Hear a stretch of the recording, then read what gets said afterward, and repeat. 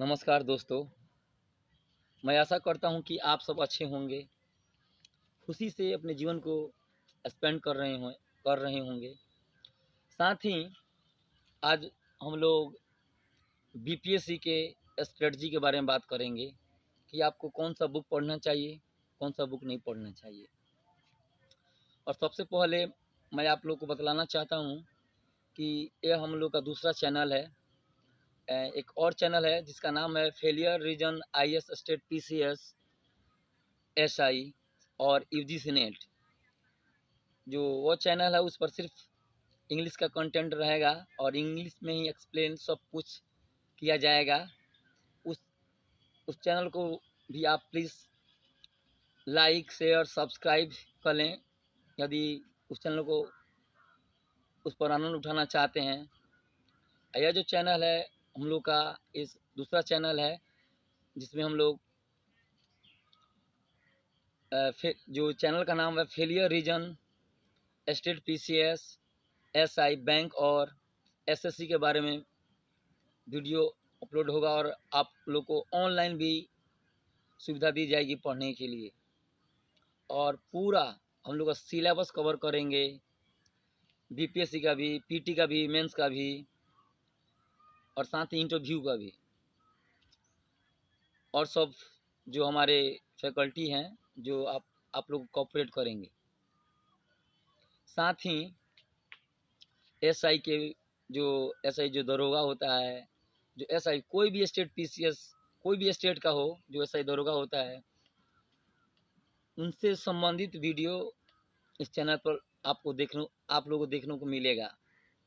और बैंक का जैसे इंग्लिश हो गया, बैंक का इंग्लिश हो गया, आपका जनरल स्टडी का पेपर हो गया, रीजनिंग का पेपर हो गया, और जो आपका एसएससी हो गया, जो आपका इंग्लिश हो गया, और जहाँ जहाँ जनरल स्टडी का पेपर जो पूछे जाएंगे, कोई भी एग्ज़ाम का हो, छोटा हो या बड़ा, सब इस प्लेटफॉर्म से आप आनंद उठा सकते हैं और अपनी तैयारी को मजबूत बना सकते हैं। तो दोस्तों, बिना समय खर्च किए हम लोग बात करने जा रहे हैं बीपीएससी के जो प्रोसेस होता है फॉर्म भरने से लेकर अंत तक, एग्ज़ाम देने तक। तो अब शुरू करते हैं। जय हिंद दोस्तों। अब हम लोग बात करेंगे कि फॉर्म जब आप भरने जाइएगा तो आप लोगों को डॉक्यूमेंट्स क्या लगेंगे, उसके बारे में प्रोसेस बतला रहे हैं। कृपया सावधानी पूर्वक मेरे बात को सुनिए।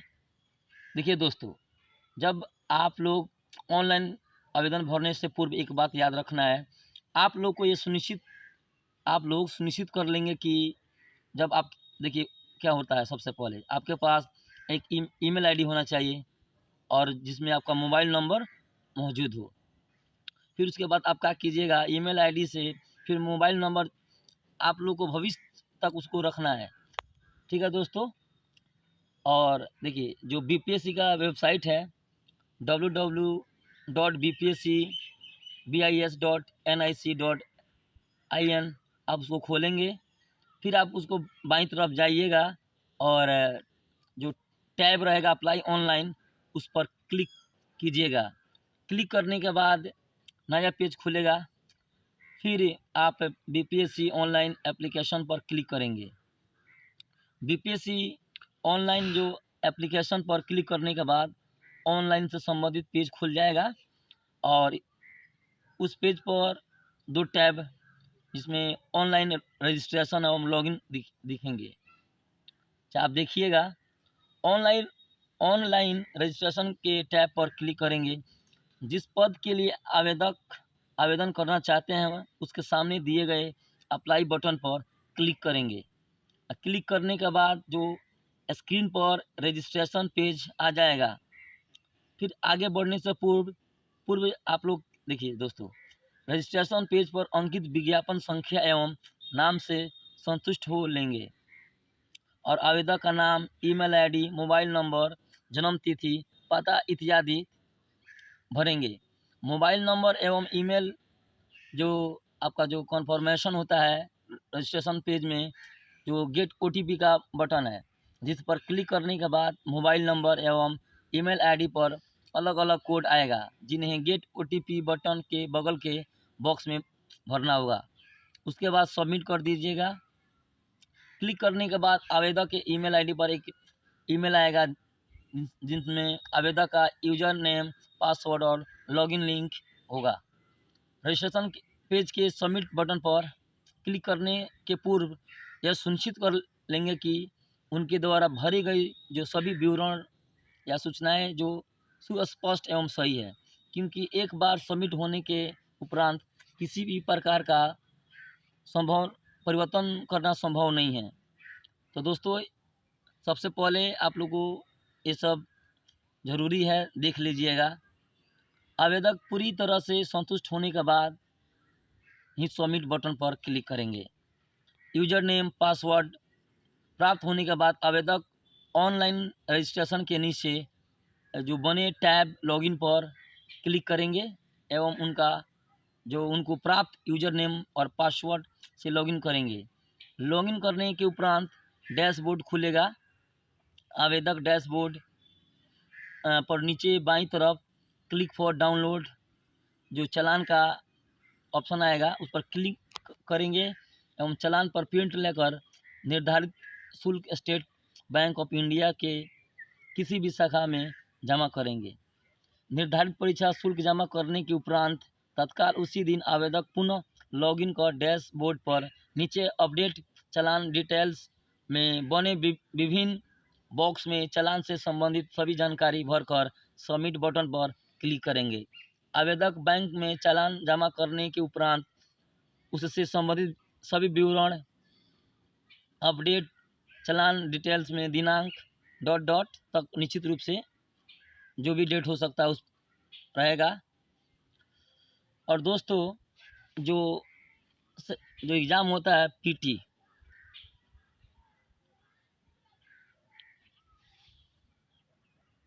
तो दोस्तों उसके बाद ऑनलाइन आवेदन के अंत में आवेदक हिंदी एवं अंग्रेजी में हस्ताक्षर तथा फोटोग्राफर निर्धारित स्थान पर अपलोड करेंगे। आवेदक सुनिश्चित हो लेंगे कि अपलोड किए जाने के वाले हस्ताक्षर का साइज 15 KB होना चाहिए। फोटोग्राफ का साइज 25 KB से अधिक नहीं होना चाहिए। हस्ताक्षर एवं फोटोग्राफ फॉर्मेट में होना चाहिए। आवेदक को यह भी सुनिश्चित कर लेंगे कि उनके द्वारा अपलोड किया गया हस्ताक्षर एवं फोटोग्राफ का इमेज सुस्पष्ट एवं पठनीय है।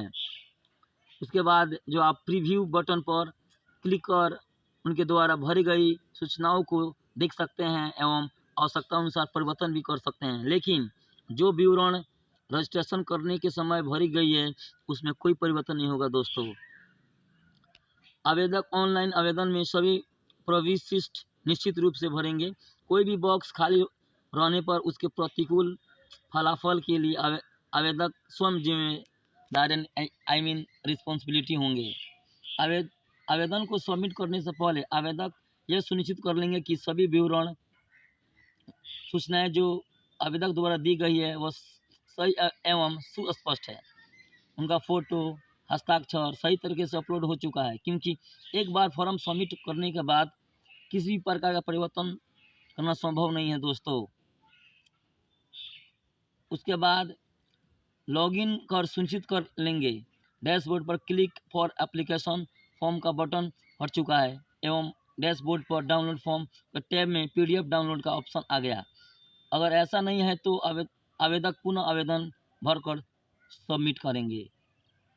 दोस्तों, उसके बाद फॉर्म को सबमिट करने के बाद आवेदक लॉगिन कर डैशबोर्ड पर उपलब्ध टैब डाउनलोड फॉर्म से भरा हुआ आवेदन डाउनलोड करेंगे। किसी भी तरह की कठिनाई होने पर विज्ञापन देखा जा सकता है दोस्तों, और तथा दिए गए कार्यालय अवधि सोमवार से शुक्रवार संडे।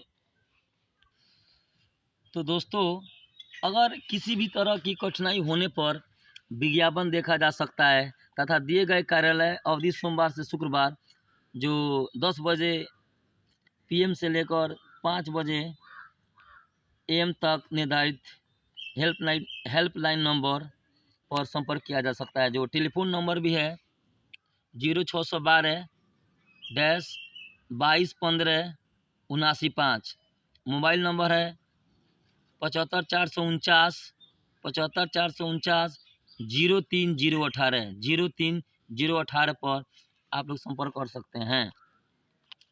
साथ ही आवेदक यह सुनिश्चित कर लेंगे कि सभी वांछित प्रमाण पत्र मूल रूप में उनके पास ऑनलाइन आवेदन भरते समय उपलब्ध है। उम्मीदवार चालान में अंकित नाम, जन्म तिथि, कोटि, परीक्षा शुल्क इत्यादि से संतुष्ट होने के उपरांत ही बैंक में परीक्षा शुल्क जमा करेंगे, नहीं तो नहीं करेंगे यदि आप संतुष्ट नहीं होते हैं। दोस्तों, ऑनलाइन आवेदन में अंकित ईमेल आईडी, मोबाइल नंबर तथा प्राप्त यूजर नेम एवं पासवर्ड को सुरक्षित रखना आवेदक की रिस्पॉन्सिबिलिटी होगी। इसे वे अंतिम परीक्षा फल प्रकाशन तक सुरक्षित रखेंगे। आवेदक यह भी सुनिश्चित कर लें कि हार्ड कॉपी के प्रत्येक जो पेज होता है रजिस्ट्रेशन नंबर, बार कोड एवं सबमिटेड एप्लीकेशन नंबर अंकित है। हार्ड कॉपी पर रजिस्ट्रेशन नंबर, बार कोड एवं सबमिट एप्लीकेशन नंबर में से किसी एक के अंकित नहीं होने पर जो आवेदन पूर्ण रूप से भरा हुआ नहीं माना जाएगा। दोस्तों, आवेदन स्वीकार्य नहीं होगा, एक्सेप्ट नहीं किया जाएगा। साथ ही यह भी सुनिश्चित कर लें कि चालान पर अंकित रजिस्ट्रेशन नंबर एवं हार्ड कॉपी पर अंकित रजिस्ट्रेशन नंबर एक ही है। मात्र रजिस्ट्रेशन करने एवं बैंक में चालान जमा करने से यह नहीं माना जाएगा कि आवेदक द्वारा पूर्ण रूप से ऑनलाइन जो आवेदन भर लिया गया है। उम्मीदवार यानी कैंडिडेट जो है अपने हाल का जो खींचा हुआ एक फोटोग्राफ तथा हिंदी और अंग्रेजी में हस्ताक्षर स्कैन कर ऑनलाइन आवेदन के में निर्धारित स्थान में अपलोड करेंगे। उम्मीदवार संतुष्ट हो लेंगे कि अपलोड किया गया फोटोग्राफ तथा हिंदी और अंग्रेजी हस्ताक्षर का इमेज सुस्पष्ट है। दोस्तों, तो दोस्तों अब हम बात करेंगे जो बीपीएससी का जो स्ट्रेटजी है एज अ बुक, उसके बारे में। दोस्तों, जब आप तैयारी करते हैं तो सबसे पहले आप लोग को मालूम होना चाहिए जो एनसीईआरटी का जो बुक है, जैसे हिस्ट्री, बहुत लोग बोलते हैं कि 6 से लेकर 12 तक एनसीईआरटी पढ़ लें। अगर आप एनसीईआरटी ना पढ़कर आप तमिलनाडु बोर्ड का जो हिस्ट्री है उसको भी आप पढ़ सकते हैं। उससे भी आपका बेसिक फंडा क्लियर हो जाएगा। और आप देखिए दोस्तों, जब मानते हैं सपोज आप जब कोई भी बिल्डिंग का निर्माण करते हैं तो सबसे पहले क्या चाहिए, नींव जो फाउंडेशन हो वो स्ट्रॉन्ग होना चाहिए। तो आप एनसीईआरटी से भी कर सकते हैं और तमिलनाडु बोर्ड से भी कर सकते हैं। अगर तमिलनाडु बोर्ड जो हिंदी वर्जन अगर ना मिले तो एनसीईआरटी मस्ट है। तो आप 6th क्लास से लेकर 12th क्लास के एनसीईआरटी को भी पढ़ सकते हैं। लेकिन जहाँ तक मैं सजेशन दूंगा कि आप 12th क्लास का ही एनसीईआरटी ही पढ़ें, जिसमें आप 12th क्लास का एंशिएंट, मिडाइवल और मॉडर्न का जो सेक्शन है उसी को पढ़ें, जो सबसे बेस्ट रहेगा। अगर दोस्तों आपके पास समय है, यदि आपके पास समय है तो आप 6 to 10 तक का बुक पढ़ सकते हैं। 9th और 10th का जो बुक है वो तो वर्ल्ड हिस्ट्री का पार्ट है, आप उसको छोड़ भी सकते हैं दोस्तों। तो 6, 7, 8 में 2 हिस्ट्री है, पार्ट 1 और पार्ट 2, आप उसको पढ़ सकते हैं। साथ ही जो आप एंशिएंट हिस्ट्री की बात करते हैं स्टैंडर्ड सोर्स के, तो आर.एस. शर्मा का जो बुक आता है उससे आप तैयारी कर सकते हैं। मिडाइवल हिस्ट्री के लिए आप ले सकते हैं एस चंद्रा का बुक आता है। लेकिन दोस्तों सबसे बेस्ट तरीका रहेगा कि आप लूसेंट का भी बुक आता है, लूसेंट का बुक आता है, आप उसको एंशिएंट मिडाइवल के लिए बुक पढ़ सकते हैं, जो सबसे बेस्ट रहेगा आप लोग के लिए, ठीक है। और साथ ही आप मॉडर्न हिस्ट्री के लिए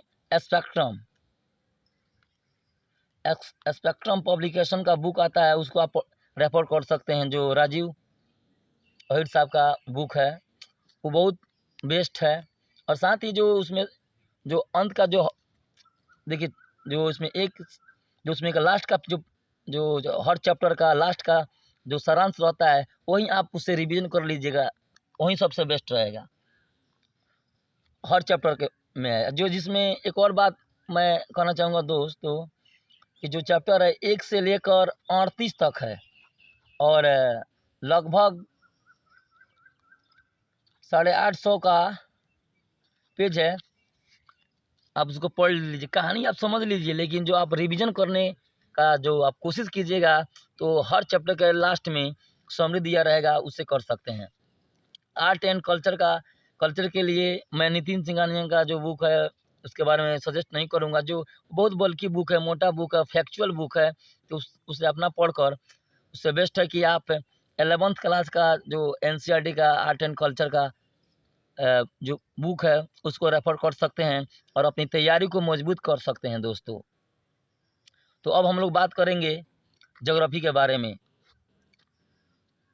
आप दोस्तों, इसमें भी बतलाया जाता है कि 6th क्लास से लेकर 12th क्लास के बुक को आप पढ़ लीजिए, तो आपका फाउंडेशन स्ट्रॉन्ग हो जाएगा दोस्तों। 6th में भी वही कंटेंट रहेगा जो 11th में भी है, 12th में भी है। 6, 7, 8 हो गया, 9th हो गया, 10th हो गया। तो उससे बेहतर है कि दोस्त आप सब 11th और 12th का जो बुक होता है, उसी बुक से आप अपना तैयारी को मजबूत कर सकते हैं। बात सच है दोस्त कि NCERT आपको पढ़ना ही पड़ेगा, तो पढ़ना है तो पढ़ना ही पड़ेगा। उससे बेहतर है कि दोस्त कि 6, 7, 8, 9, 10th को ना बुक पढ़ कर 11, 12 के बुक को पढ़ लें, वो सबसे बेस्ट है। और आपको और उससे आगे बढ़ना है, तो आप दोस्तों माजिद हुसैन का बुक आता है, इंडियन ज्योग्राफी और वर्ल्ड, आप उस बुक को पढ़ सकते हैं। लेकिन दोस्तों, आपको एक बात याद रखना चाहिए, एटलस का होना ज़रूरी है आपके पास। यदि ज्योग्राफी का क्वेश्चन सॉल्व करना है, तो एटलस का होना ज़रूरी है दोस्तों। तो हम आपसे अनुरोध कर रहे हैं, एटलस ले लीजिएगा। कोई भी एटलस ले सकते हैं, स्टूडेंट का भी आता है, ऑक्सफोर्ड स्टूडेंट आता है, आप उसको भी रेफ़र कर सकते हैं। या ओरिएंट ब्लैक स्वान का आता है, इसे भी ले सकते हैं। दोनों में से कोई एक लीजिए। बिना मैप का आप ज्योग्राफी का क्वेश्चन सॉल्व नहीं कर सकते हैं दोस्तों, क्योंकि नदी, पहाड़, झरना, कौन सा राज्य कहाँ है, आपको देखना पड़ेगा। इसलिए आप लोग से अनुरोध है, मैप रखिएगा। तो अब हम लोग दोस्तों बात करेंगे पॉलिटी के बारे में। जो पॉलिटी दोस्तों जो है ना, एक बाइबल का है, M लक्ष्मीकांत बुक। इसके जोड़ का कोई जो बुक नहीं है दोस्तों। अगर ये आप नहीं पढ़ें तो सोच लिया आपका पढ़ाई बेकार है। तो दोस्तों, आप M लक्ष्मीकांत का बुक पढ़िएगा, और जो आप 2 से 3 अगर घंटा पर डे देते हैं ना, पर डे, तो 15 से 20 दिन में आपका जो पहला रीडिंग है जो ख़त्म हो जाएगा। बहुत मस्त बुक है दोस्तों। आप चाहिएगा तो BPSC का जो ऑप्शनल होता है ना, आप उसमें भी इसको पढ़ सकते हैं, जो आपको बहुत काफ़ी काम तक, कुछ बहुत हद तक आपको मेंस में तो काम अबे करेगा, उसके अलावा ऑप्शनल पेपर में भी काम आएगा दोस्तों। और हालांकि करंट अफेयर का भी पार्ट होता है, लेकिन बेस बनाने के लिए मस्ट बुक है। यदि दोस्तों आपके पास समय है, तो आप जो 11th क्लास का बुक आता है, इंडियन कॉन्स्टिट्यूशन ऑफ वर्थ, आप इस बुक को भी पढ़ सकते हैं। सिर्फ संविधान का ही पार्ट पढ़ सकते हैं। ये संविधान का पार्ट कहीं से भी देख सकते हैं, हम लोग के चैनल में भी देख सकते हैं, या आपको जहां अच्छा लगे तहां देख सकते हैं दोस्तों। अब हम लोग बात करेंगे इंडियन इकोनॉमी, भारतीय अर्थव्यवस्था, जिसमें 11th क्लास की बुक आती है। उस बुक को आप पढ़ सकते हैं, या आप रमेश सिंह का बुक आती है, रमेश सिंह का बुक आती है, उसको भी पढ़ सकते हैं। जो हम तो कहेंगे दोस्तों, देखिए, आप जब पढ़िएगा तो प्रीवियस ईयर्स का क्वेश्चन लेकर हाथ में रखिएगा, या आप जब जहाँ जिस जगह आप पढ़िएगा वहाँ पे रख दीजिएगा, ताकि आपको ये इतना तो मालूम होना चाहिए आपको पढ़ना क्या है। पढ़ना तो इतना है दोस्तों कि पूरा बुक पढ़ लीजिएगा आप। अच्छा एक चीज़ बतलाइए, अब आप जो दुकान के पास जाइएगा, जो बुक पहले सो चाहे जहाँ भी बुक दुकान, जिस दुकान में आपका बुक मिले वहाँ पे जाइएगा, तो आप वो जो जो शॉपकीपर होंगे बोलेंगे इस कोचिंग का नोट्स अच्छा है, इस कोचिंग का नोट्स आता है, इस ये बुक अच्छा है। तो उनको तो बेचना है ना, वो तो कोई भी बुक परचेज़ करवाएँगे कि उनका बिक्री होगा। तो आप लोग से दोस्तों अनुरोध है कि आप सब सिलेबस भी आपको लेना है। सिलेबस भी वीडियो हम लोग बनाएँगे, और ये जो वीडियो है कैसा लग रहा है, लाइक कीजिएगा, सब्सक्राइब कीजिएगा चैनल को, कमेंट करके बतलाइएगा कि दोस्त कैसे लग रहा है। ओके दोस्तों, अब हम लोग आगे बढ़ते हैं। लेकिन दोस्तों इतना याद रखिएगा, सिलेबस के साथ-साथ आपको प्रीवियस ईयर का क्वेश्चन रखना ज़रूरी है, ताकि आपको मालूम तो पड़े कि क्वेश्चन कहाँ से पूछा जा रहा है। यदि आप प्रीवियस ईयर क्वेश्चन नहीं देखते हैं, हालाँकि लोग सोचते हैं कि ये टॉपर हुआ, ये अगला टॉपर हुआ, ये देखिए जो हर व्यक्ति का अपना स्ट्रेटजी होता है दोस्तों एग्ज़ाम क्रैक करने का। लेकिन इतना याद रखिए, कोई भी टॉपर सजेस्ट करते हैं कि प्रीवियस ईयर का क्वेश्चन आपको लेना ज़रूरी है, तो ज़रूरी है, लेना ही होगा। उसके बाद अब जनरल साइंस, जो साइंस बुक है, जो पीटी में बहुत ज़बरदस्त रोल अदा करता है। मैक्सिमम क्वेश्चन यहाँ से भी पूछे जाते हैं, हिस्ट्री से भी पूछे जाते हैं। हिस्ट्री से भी तो लगभग 35 से 40 क्वेश्चन पूछे जाते हैं, पूछे गए हैं दोस्तों। हिस्ट्री जो है, हिस्ट्री का पोर्शन को आप स्ट्रॉन्ग कर सकते हैं। और जो जनरल साइंस है, यहाँ से क्वेश्चन सबसे ज़्यादा आता है, और करंट अफेयर्स पर फोकस कर सकते हैं। हिस्ट्री और जनरल साइंस को और आप लोग पढ़ लें अच्छे तरह से। हम लोग अपने चैनल पे भी वीडियो अपलोड करेंगे। तो लूसेंट बुक्स है जो साइंस का है, आप पढ़ सकते हैं। ये जो बुक है, जो फैक्चुअल क्वेश्चन और समथिंग जो है, जो क्या है कि कहा जाए, हाँ डीपली क्वेश्चन भी इस एनालिसिस इसमें किया गया है बुक में। और आप लोग जो एनवायरनमेंट का बुक भी पढ़ सकते हैं, इकोलॉजी एंड एनवायरनमेंट का जो। लेकिन सबसे दोस्तों अच्छा तरीका रहेगा कि 12th क्लास की जो बायोलॉजी का बुक आती है, इसमें लास्ट 13 से लेकर 16 का जो चैप्टर होता है, लेसन होते हैं, आप उसको पढ़ लीजिएगा, तो आपका बेसिक फंडा कवर हो जाएगा। और साथ ही आपको जो करंट अफेयर्स से आपको लिंक करने में आसानी होगा दोस्तों। उसके बाद साइंस और टेक का बात आता है, तो सबसे बेस्ट रहेगा दोस्तों कि आप एनसीईआरटी बुक को पढ़ लीजिएगा।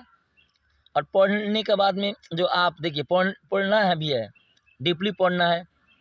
फिर उसके बाद में आपको अंडरलाइन भी करना है। इसके बारे में भी आगे हम लोग बात करेंगे। पढ़ लीजिएगा तो आपका साइंस एंड टेक कवर होगा। लेकिन ये भी जो सेक्शन है करंट अफेयर्स का क्वेश्चन है दोस्तों। और उसके बाद हम लोग बात करेंगे करेंट अफेयर्स। दोस्तों आप घटना चक्र पढ़ सकते हैं या स्पीडी भी पढ़ सकते हैं। अगर आपको दोस्तों पढ़ना होगा ना न्यूज़पेपर, तो इंडियन एक्सप्रेस ही पढ़िएगा, सबसे बेस्ट रहेगा। हिंदी में भी आता है जनसत्ता, अच्छा ये आता है दैनिक जागरण करके, उसको भी आप पढ़ सकते हैं दोस्तों।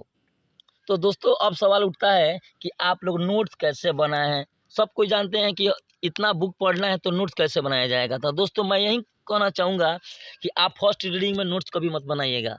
फर्स्ट रीडिंग आराम से कीजिएगा, चाहे स्पीड कर सकते हैं फर्स्ट रीडिंग, दूसरा रीडिंग भी कर सकते हैं, तीसरा रीडिंग में आपको समझ कर चलना है उस चीज़ को।